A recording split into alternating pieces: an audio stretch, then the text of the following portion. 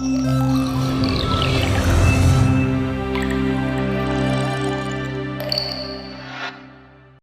मैं हूं आशीष दुबे और आज हम यहां जुड़ चुके हैं परवेश सागर जी के साथ, जो कि आजतल डिजिटल के प्राइम एडिटर हैं। और सर, हम आज अपने ITMI के प्लेटफॉर्म पे हैं, जो कि जहां मैं कुछ सवाल आपसे पूछना चाहता हूं पत्रकारिता के जीवन को लेकर, जो कि बहुत ही संघर्ष में भी रहता है कई लोगों का। तो सर, मैं जानना चाहता हूं सबसे पहले कि पत्रकारिता के जीवन में आने के लिए क्या कुछ कैसी खास चीजें हैं जिसे अंदर एक व्यक्ति जो है क्वालिटीज को जो है समझ कर आए। देखिए, पत्रकारिता बेसिकली संघर्ष का ही नाम पत्रकारिता है जी। और जो आदमी संघर्ष करने की क्षमता नहीं रखता उसके लिए पत्रकारिता है ही नहीं। बड़ी बात। और जो आज का जीवन है, आज का समय है जी, उसमें पत्रकारिता करना बेहद चुनौतीपूर्ण है, क्योंकि हालात जो है वो हर वक्त एक जैसे नहीं रहते। तो इसीलिए जो रिपोर्टिंग करने वाले लोग हैं, जो पत्रकारिता करने वाले लोग हैं, पत्रकारिता से मेरा मतलब पहले रिपोर्टिंग से इसलिए है जी, कि पत्रकारिता का मुख्य जो इकाई है वो पत्रकार जो फील्ड में जा रहा है, जो रिपोर्टर है, जो रिपोर्ट करता है, संवाददाता, तो वो उसी को पत्रकार लोग जानते हैं। जो हम अंदर बैठने वाले लोग, स्टूडियो में बैठने वाले लोग हैं या डेस्क पर बैठने वाले लोग हैं, उनको उतना नहीं जान पाते। तो पत्रकार जो काम करने के लिए फील्ड में आता है उसके लिए माहौल बेहद चुनौतीपूर्ण है आज के समय में। और ऐसे में हमें ये करना चाहिए कि पूरी तैयारी के साथ मैदान में उतरना चाहिए। जी सर। मेरा कहना उन सभी को यह है जो लोग पत्रकारिता को अपना करियर बनाना चाहते हैं जी, कि वो सब लोग अपनी नींव को मजबूत करके तब मैदान में उतरे, क्योंकि आज जितना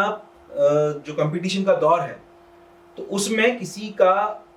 अर्ध ज्ञान के साथ मैदान में आना जी, उसके लिए नुकसानदायक हो सकता है और उसको विफलता ही मिलेगी, चाहे वो कितने ही बड़े पद पर गया हो या कितनी बड़ी सिफारिश से गया हो,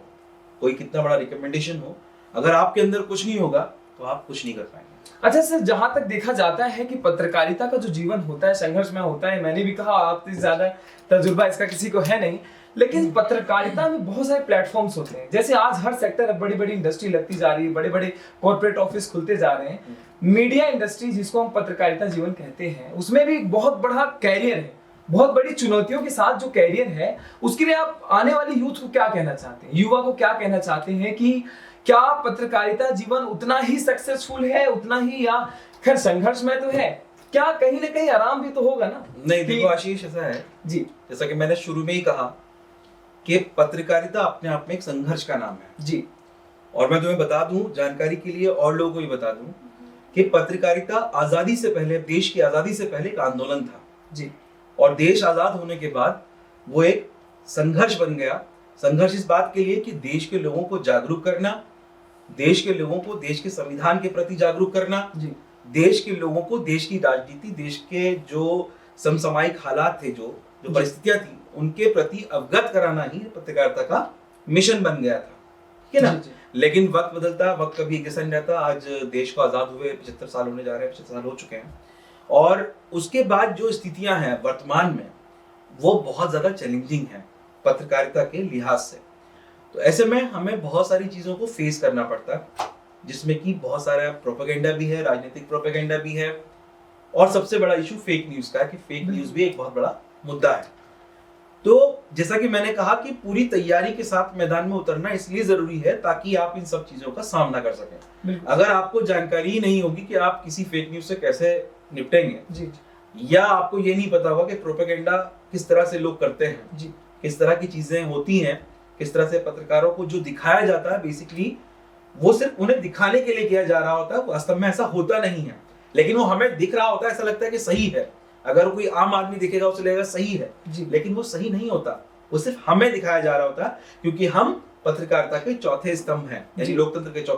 चौथे स्तंभ हैं, इसलिए हमें दिखाया जा रहा है। तो इसीलिए मैंने कहा कि जब तक आपका विवेक, आपका दिमाग, आपकी सोच उस लेवल की नहीं होगी जो इन चुनौतियों से निपट सके, तो तब तक ऐसे माहौल में काम करना बेहद मुश्किल होगा। और रही बात संघर्ष और आराम की, संघर्ष तो मैंने कहा कि संघर्ष तो है ही, जीवन ही एक संघर्ष है, बिल्कुल सही। लेकिन आराम की बात यह है कि अगर आप अच्छा काम करेंगे और एक अच्छा मुकाम पा लेते हैं जी, देखिए संतुष्ट तो किसी को नहीं होना चाहिए, मुझे लगता है कि संतुष्ट होना चाहिए, जरूरी नहीं काम, संतुष्टि जरूरी नहीं, लेकिन आराम की जहां तक बात है कि अगर आप अच्छा काम करेंगे और आपको जिस दिन ये लगने लगे कि हाँ आपने सही फैसले किए और आप सही मुकाम पा लिए, आपने सही मुकाम हासिल कर लिया, तो वाकई वो मोमेंट आपके लिए एक आराम का मोमेंट हो सकता है कि हाँ आप आराम से रह सकते हैं, आपको लगे कि नहीं जिंदगी में अब जो चीजें चाहिए थी वो सब मिल गया। तो sir India today media institute जो कि इतना बहुत बड़ा प्लेटफॉर्म है, यहाँ मुझे देखने को मिलता है कि आज जो मीडिया है उसमें कहीं ना कहीं एक बदलाव है, लोग टेलीविजन से डिजिटल की तरफ मूव कर रहे हैं। तो इसके बारे में आप क्या कहना चाहते हैं, क्योंकि बहुत ज्यादा जो कि आज लोगों का जो रूटीन है, जो डेली नीड है, उसके हिसाब से लोग डिजिटल की तरफ ज्यादा बढ़ रहे हैं, इसमें आप क्यों कुछ कहना चाहते हैं? आशीष, इस वक्त जो आज का दौर है वो डिजिटल मीडिया का दौर है, और वर्ष 2020 के बाद जी भारत में जो डिजिटल मीडिया है उसका बूम आया है। बिल्कुल सर। और इसमें एक सबसे बड़ा योगदान जो रहा वो रहा कोरोना महामारी का। जी कोरोना काल के दौरान काफी जो डिजिटल मीडिया था उसने बूम किया, क्योंकि लोग घरों में थे। जी 3-4 बार जो है लॉकडाउन को बढ़ाया गया,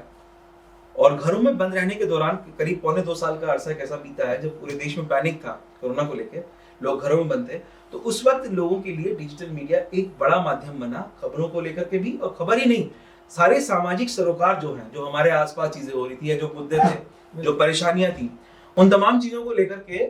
सबको जो जानकारी मिलने का एक सबसे बड़ा जो माध्यम था वो था डिजिटल मीडिया। टेलीविजन भी है, टेलीविजन को कभी नकारा नहीं जा सकता, या समाचार पत्रों को हम नहीं नकार सकते, लेकिन डिजिटल मीडिया एक नया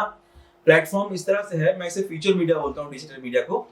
कि इसने हर चीज को पर्सनलाइज कर दिया है। बिल्कुल। अब एक टीवी को देखने के लिए, रिमोट के लिए घर में झगड़े नहीं होते, क्योंकि घर में जितने लोगों के पास मोबाइल फोन है तो वो अपने हिसाब से अपनी पसंद का कंटेंट देख रहे हैं, अपनी पसंद का न्यूज चैनल देख रहे हैं, तो ऐसे में वो झगड़ा होने का सवाल ही नहीं उठता। तो डिजिटल मीडिया ने क्या किया कि डिजिटल मीडिया एक क्रांति बन के आ गया जी। खासकर पत्रकारों के लिए एक क्रांति इसलिए है कि उसने पत्रकारों के लिए बहुत सारे रास्ते खोल दिए, बहुत सारे रोजगार के अवसर खोल दिए, जिसकी वजह से डिजिटल मीडिया अब व्यापक तौर पर और ज्यादा बढ़ता जा रहा है, उसका प्रचार प्रसार हो रहा है, और यही वजह है कि लोग अब डिजिटल मीडिया के लिए बात करने लगे हैं। और जितनी, जो मुझे लगता है, मेरा आकलन है कि जितने रोजगार टेलीविजन में नहीं है उससे ज्यादा रोजगार आज की डेट में वो डिजिटल मीडिया में लोगों का इंतजार कर रहे हैं, लोगों को वो रोजगार देने के लिए तैयार है डिजिटल मीडिया की दुनिया। बहुत बहुत शुक्रिया सर आपका, आपने काफी कुछ ऐसी जानकारियां बताई जिसकी हम सबको बहुत जानने की उत्सुकता थी। ITMI एक्सपर्ट टॉक में मैं आपका शुक्रिया करता हूं, और मैं उम्मीद करता हूं कि हम अगले एपिसोड में फिर से कुछ नई चीजों को लेकर आएंगे और नई चीजों के बारे में जानेंगे, और जानेंगे कि आखिर पत्रकारिता के जीवन में क्या, जो किस तरीके का संघर्ष है और किस तरीके से हम अपने आप को इसमें सफर में ले चल सकते हैं। बहुत बहुत शुक्रिया सर आपका हमारे साथ जुड़ने के लिए, और आप सभी देखते रहिए ITMI एक्सपर्ट टॉक।